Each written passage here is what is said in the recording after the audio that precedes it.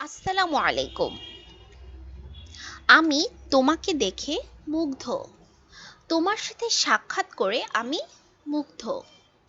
তোমার সাথে কথা বলে আমি মুগ্ধ। আমি তোমার ব্যবহারে মুগ্ধ হয়েছি। আমি তোমাকে দেখে মুগ্ধ না হয়ে পারলাম না।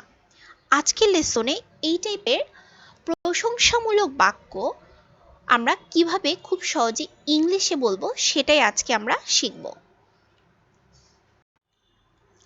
আমি মুগ্ধ বা আমি অভিভূত মানে আমি খুশি হয়েছি, এই টাইপের যে আনন্দদায়ক বাক্য বা প্রশংসামূলক বাক্যর ক্ষেত্রে আমরা একটি স্ট্রাকচার ফলো করলেই আমরা ইংলিশে বলতে পারবো এই বাক্যগুলো।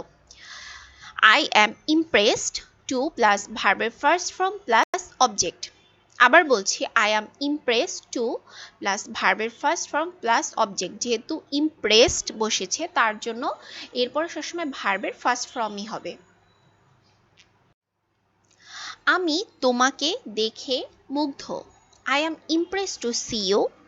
দেখুন স্ট্রাকচারটির সাথে মিলিয়ে আই অ্যাম ইমপ্রেস টু, এটা স্ট্রাকচারের মূল ফর্ম, প্লাস হলো ভার্ব এখানে see plus object you.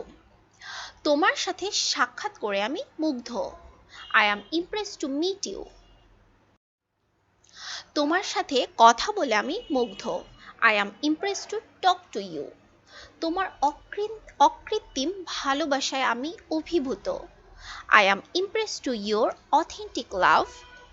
Authentic শব্দের অর্থ হলো অকৃত্রিম, মানে যেটা কৃত্রিম নয়। তোমার উপস্থাপনা শুনে আমি অভিভূত।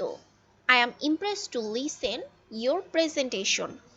আমি তোমার ব্যবহারে মুগ্ধ হয়েছি। I have Impress to your behaviour.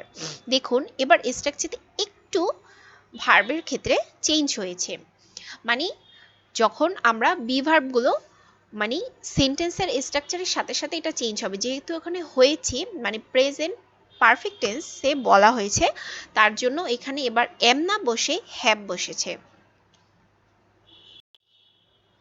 আমি তোমার গানে মুগ্ধ না হয়ে পারি না।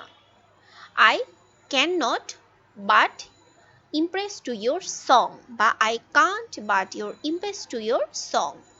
আমি তোমাকে দেখে মুগ্ধ না হয়ে পারলাম না। I could not but impress to see you.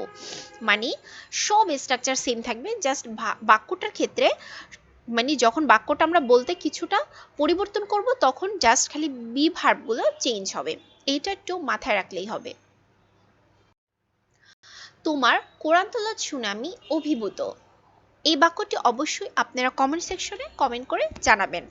বাংলাদেশের প্রাকৃতিক দৃশ্য দেখে আমি মুগ্ধ হয়েছি, এই বাক্যটিও আপনারা তৈরি করে অবশ্যই জানাবেন। আর এই টাইপের বাক্য আপনারা বেশি বেশি বাসায় বসে প্র্যাকটিস করুন। যদি ভিডিওটি ভালো লেগে থাকে তাহলে অবশ্যই লাইক করবেন, শেয়ার করবেন, কমেন্ট করবেন, আর যারা নতুন তারা অবশ্যই সাবস্ক্রাইব করবেন। আল্লাহ হাফেজ, আসসালামু আলাইকুম।